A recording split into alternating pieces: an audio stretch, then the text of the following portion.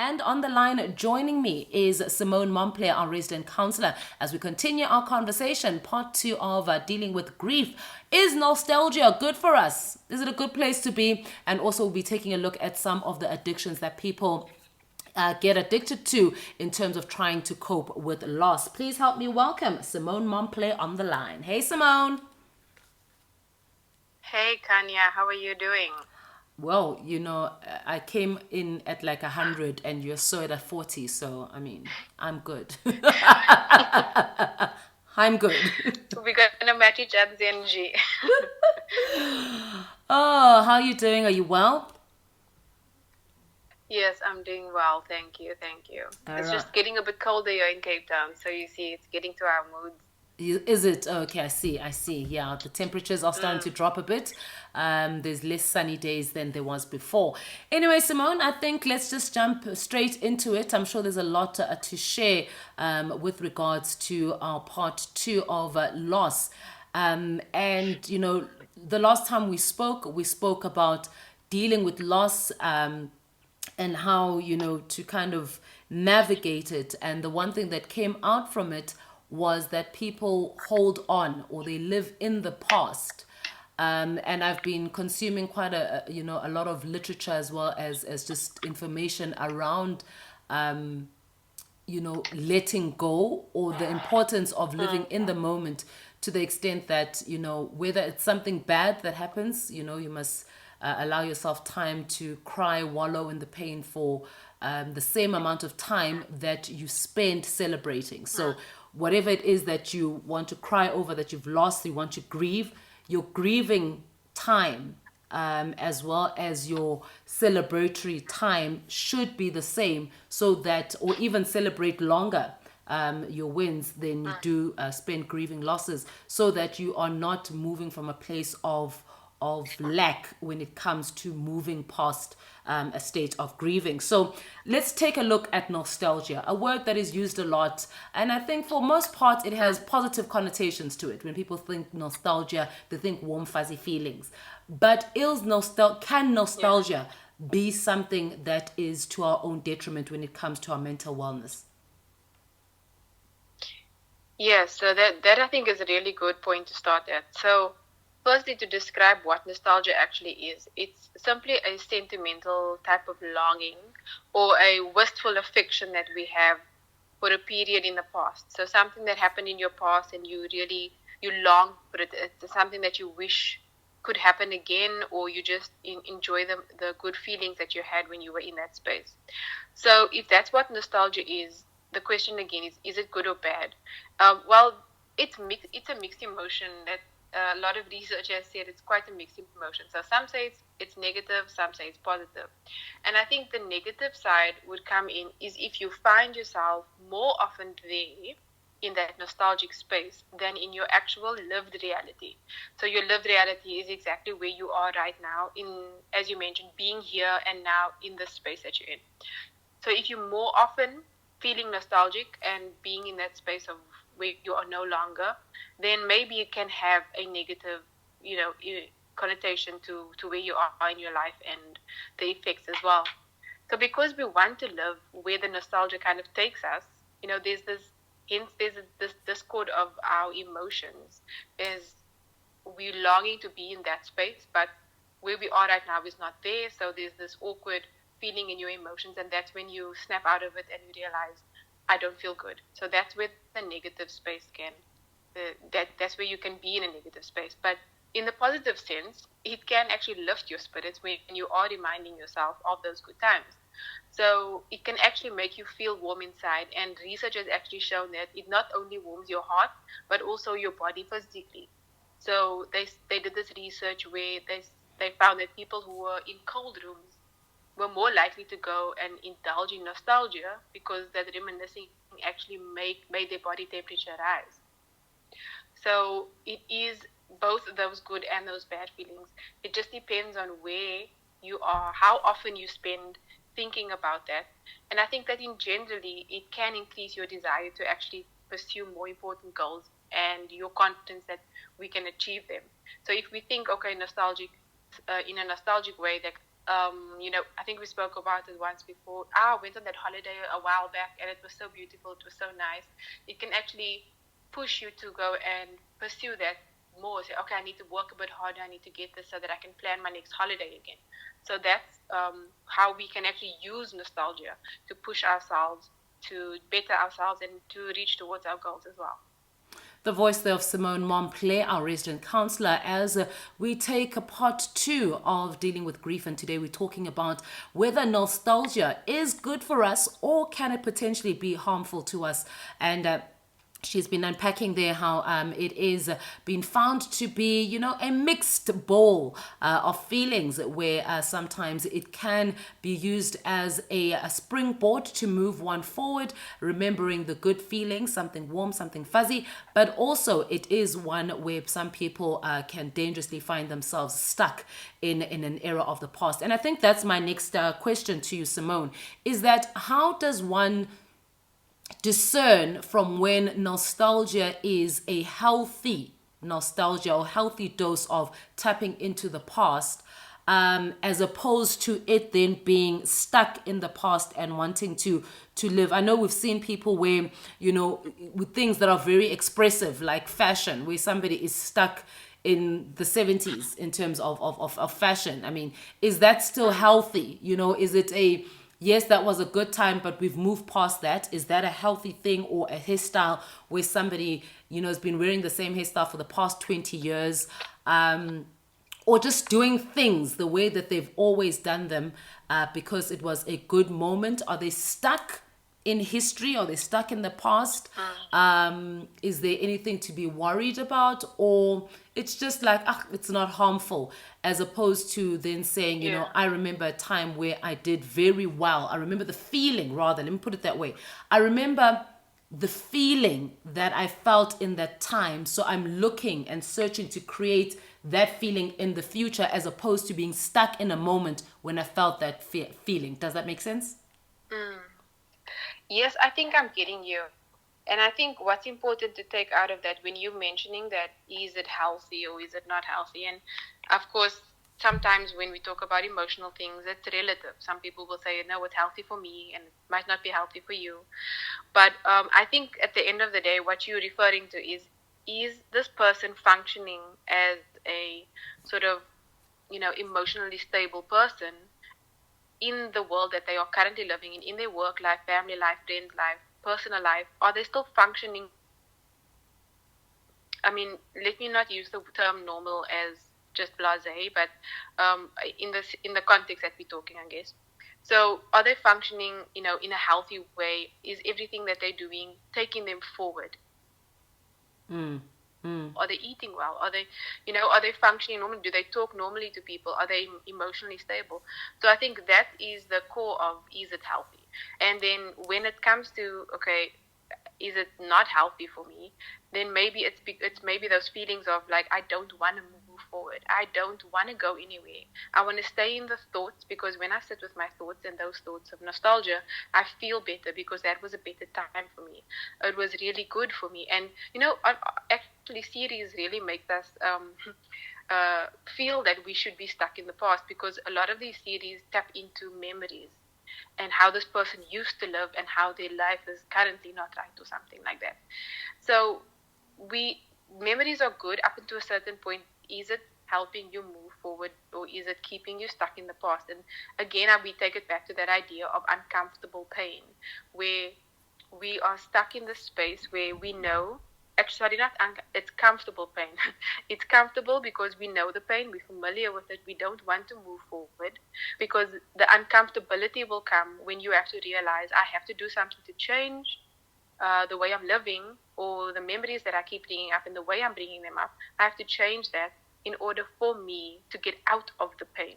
But we want to be stuck in the pain sometimes. With loss, it's understandable, because we don't want to move forward. We've lost something that was so dear to us and so close to us, something that made us feel so amazing. And then the nostalgia holds us there. But we have to get to a point, and this time period is relative. So I'm not saying it's going to take you 5 minutes, it's going to take you 5 years, 50 years for you to move on, but the way that you do it, you have to realize that at some point, I'm going to start getting out of this space, one foot at a time. Sort of like being stuck in this hole, this hole in the ground, and you can't reach up. Nobody can hear you, though you're calling out.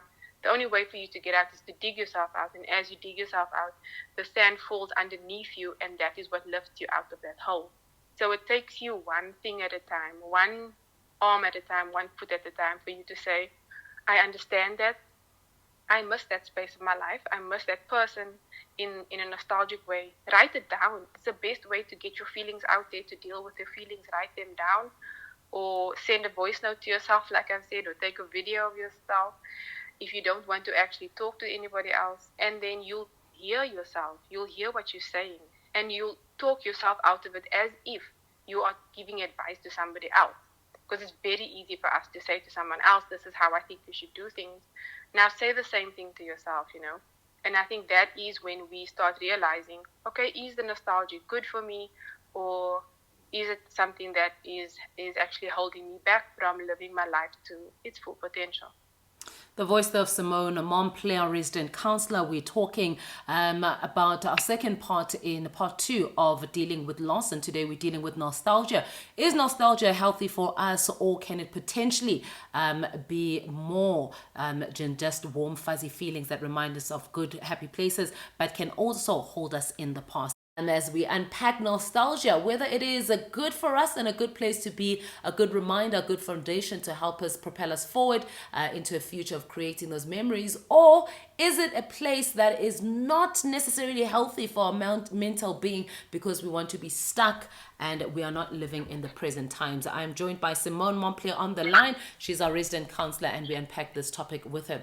Now, Simone, as we continue this conversation, I mean, the extent to which, there's some people, and you hear this a lot, lightheartedly, people or randomly just saying, oh, no, that was a good time. Whether it's grandparents wanting their grandchildren to live in their era because that was the good old days, or whether, somebody is stuck in, and I use the word stuck because I don't know if it's nostalgic or as opposed to being stuck, when people, maybe they were a jock in high school and in life, in the present, they haven't become, or they haven't been able to reach their potential, and they keep on referring to that time. So whether they speak like, they spoke, or the terminology that was used in that time, in that era, because they keep on wanting to go back there, or somebody who was would tell you that, when we worked here, this is how,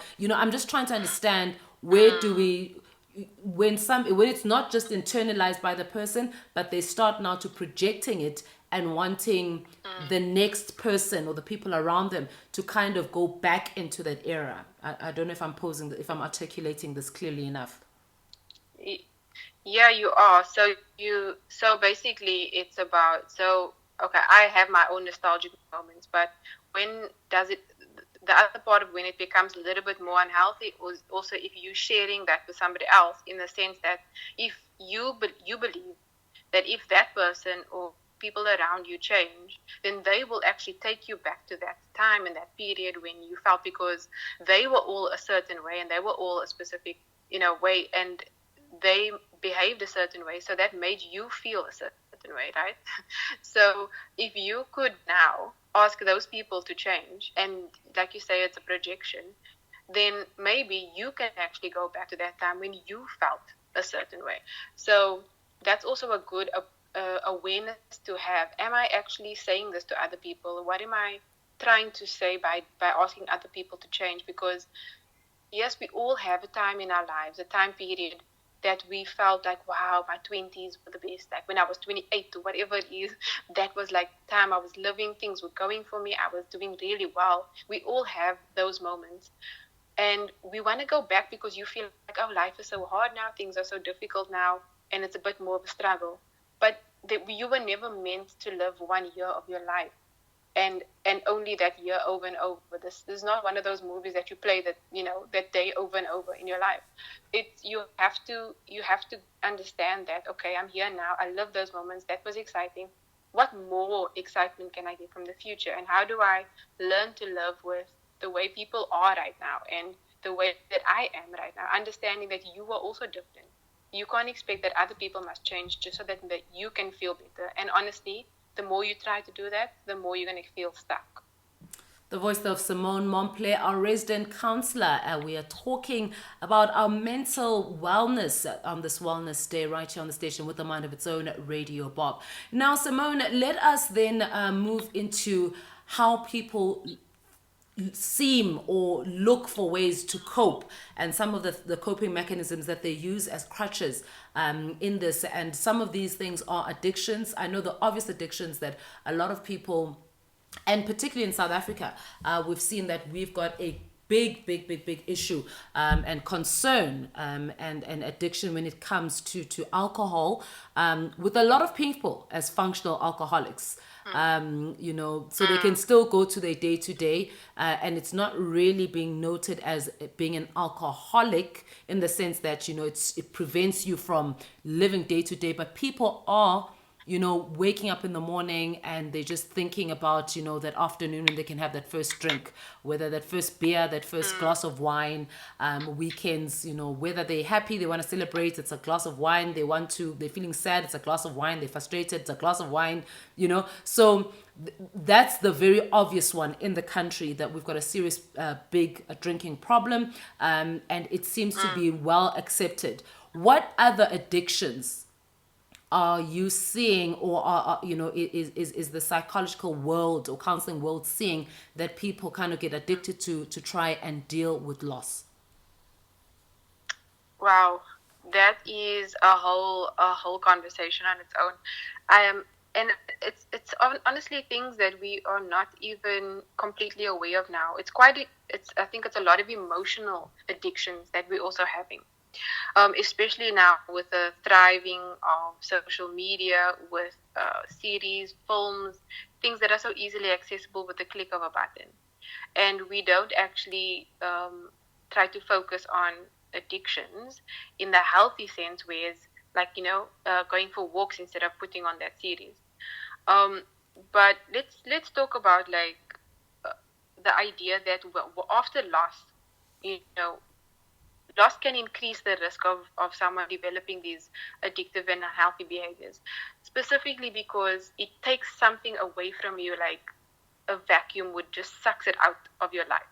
And that idea is like you immediately don't know where to look or what to do. You want to grab the first thing, and often it's the first thing that we are trying to get over in the first place. Maybe someone's already in recovery, and this loss happened that they were trying to recover from. But also it's the very nearest thing to you. It's that thing that I would say you procrastinate with. So what do you procrastinate with? The way you find that out is when I'm bored or when I'm not doing anything, what is the first thing that I do? Is it making a cup of coffee? Is it picking up your phone and going on TikTok? What is that specific thing that you do that might lead to an addiction? Now, people might not realize it, but remember we spoke about habits, building habits and routine, because you might not look at what you're doing now as an addiction, but it is what you do using to cope with something that you're not quite knowing how to deal with. So this is why, like, with the heartache that comes from being, losing something or someone, it's strongly correlated with the substance abuse and, as you're saying, going back into alcohol and drugs. Now, it's very difficult to also look at somebody else and say, okay, but they're doing well. Let's just say they lost someone, but before that they were quite healthy. Now all of a sudden they smoking weed a little bit more often, and they picked up this habit that they never actually really had before. But now, do you go to them and you say, like, you shouldn't be doing this, this is wrong, it's too harmful for your body, or what? Or do you allow them to do it? And I think that is where, our conversation started with this addiction. How do we help somebody who is doing that? And yet we know that they're sort of healthy, but loss doesn't, loss will never give you a warning. It will it will be taken away from you, and you have to figure things out for yourself. So even a completely functioning, normal, healthy person would not know how to deal with a lot of things. So when do we step in, and when do we let them go? And I think that is it's a conversation, and that you have to have with that person. You have to monitor that person. If you really are able to be there and care for them, then you have to monitor them, and I think I'm not going to say yes, addiction in time of loss is good, or no, it's bad. It's going to be relative to the person, because it might not even be an addiction. It might just be a coping mechanism for that moment. And they know themselves, I know what I'm doing is harmful for me, but let me do this until I know how to deal. And yes, it's important to have that, but those healthy functioning people will also understand that I need to have a support group around me. Whether that support group actually knows what's happening with you or not, whether you mean going to the gym or going to a group exercise class is your coping mechanisms, and that group of supporting people, they don't need to know what's happening with you, but you feel that that is a support that you could use. Because very often when we experience loss, we look for something very similar to that thing that was taken away, but you might not find it completely in one person or one thing after that. You might find that in that exercise class, I get a snippet of what I used to get. Or in that weed, I get something else for a second. But I also know I need to replace that with something else that's a bit healthier. So when I walk, I also experience something else. So it's a small, it's small ingredients that are filling up that space again. And that is where we have to be patient with ourselves and understanding, okay, yes, that's good for me. No, that's not good for me. Yes, it's good. It's a trial and error process, And if you can consciously know that for yourself before you experience any loss or anything traumatic like that, it's good to go through it now, even if you're not experiencing loss, even if you don't understand it. It's a good thing to see what are your habits, what do you procrastinate with, and know that, okay, if I ever do experience loss, this will be my coping mechanisms, and prepare yourself for it. The voice there of Simone Momplé, our resident counselor, as we are talking about loss, how to deal with it. We start off the conversation with nostalgia, whether living in the past is just that, fond memories, as opposed to whether it can be very harmful to us. Now, Simone, as we're about to wrap up on this point of, when to, intervene, on behalf of somebody who has experienced a great loss of a person, thing, or some, feeling. Because yes, I've had people around me who've lost parents, and literally for a couple of months they have just been in a drunken stupor, and fortunately, come out of it. But I think that the concerning thing is when you're around somebody, how do you know when, to care, when, what is enough to let somebody, because they're processing, this is their process, as opposed to they are falling into a bottomless pit, because there's people also whom start off sad because they've lost someone or something, but because there was nothing there to jolt them out of it, or they didn't have the internal locus to get themselves out of it, they end up in a worse off position for perpetuity. So is there any way, or is it in the response, saying that Simona, I understand that you've lost, but maybe let's go out, or maybe let's do this, where I'm not imposing and forcing somebody not to go through a certain feeling, emotion, or process and honor it, but also to say this has been enough now, and I think we need to get them out of this rut. I mean, is there even anything which says, let's give it a week, 3 days, because 5 years of still, crying over somebody that you lost can be a bit, I think that is bordering on not being able to move past, which means it becomes unhealthy. Well, just to that, I think, Khanya, the important thing to note is that we actually don't really know when a trauma will affect somebody. And so we can say that, like, yeah, okay, 5 years sounds Like, are you still in that same space? But okay, that depends on whether they consistently, are they consistently drunk, and again, are they consistently not a functioning, member of society, or are they just stuck? Are they becoming worse, or what is happening? But at the same time, reading up on trauma is something that sits within the body and releases when we least expect it. So sometimes people might not even deal right after loss. They might be acting, and they might go like, okay, I'm supposed to act a certain way, so I will act this way. And then after that, only after things settle down and they're back into their normal, functioning life, and maybe even 5 years later, something might happen and somebody might say a specific word, or something might happen in the news, and all of a sudden that emotions and everything is triggered, and they realize I didn't actually grieve. Yeah. And that's when grieving could start. So, or that's when they start dealing with the loss. So it's very tricky with this specific topic to actually say what is okay and what is not. I'm just going to keep saying, have a support group around you, and also you who are the support group, please be aware of your intention when you go towards that person and say, are you okay? Because often or not, you can find people come to you when you're not feeling well, not doing well, we've experienced the loss, and you can feel that the intention is only for you to do better so that they can have you back. And that is not, it's not even about that. Or it's about coming to you and finding out what happened. Because whatever loss you had, you just want to know this person, you just want to know what happened in their life. So, don't be bus, as we say here in Cape Town. Don't be bus about people's lives when they are experiencing something traumatic. Be understanding and be there for them in the way that they need it, not the way that you need it. And once you understand, you going towards that person, what is my intention here? I need to evaluate it. Do I want them to be better for me or for themselves? And you go to them and you say, look, this is what I'm feeling, and this is where I see you going. I'm here for you no matter what. When somebody says that to you, that means even if I haven't spoken to you in a year, I can still come to you and say a year later, Khanya, I'm actually not okay, and this is what I need you for. That person will know, because they understand that when you said those things to them, I'm going to be here for you no matter what. You felt it, and you might not have reached out straight away, but you will when you are ready and when you are capable. But you must know that there's somebody out there who is caring for you, who does want to hear from you. So you don't have to give up on anything. You don't have to go into any sort of addiction, and you don't have to just give up on yourself, because there are people who will be there even if you haven't heard from them, and even if you don't even know them. Someone will jump out for you, and they will be there.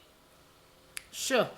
Yeah, that's a mouthful. The words there of Simone Momplé. She is our resident counselor. She joins us every other Wednesday right here on The Only Date That Matters, Lunch with Khanya on Wellness Day, as we unpack matters of the mental and emotional state when it comes to our well-being. And today we're taking a look at whether nostalgia is good for us or can potentially be unhealthy, and also some of the addictions that people will then use as coping mechanisms. Now, Simone, as we wrap up, parting shots when it comes to dealing with loss, whether it is a person dealing with loss firsthand, or for those who are around somebody who is dealing with loss. And also, I think the important thing, just as a segue before I let you give us your parting shot there, Simone, the importance, I guess, from what I'm hearing from you, to understand that no matter how similar we are, you can be from the exact same family and you're dealing with the exact same loss, the relationships are never the same. So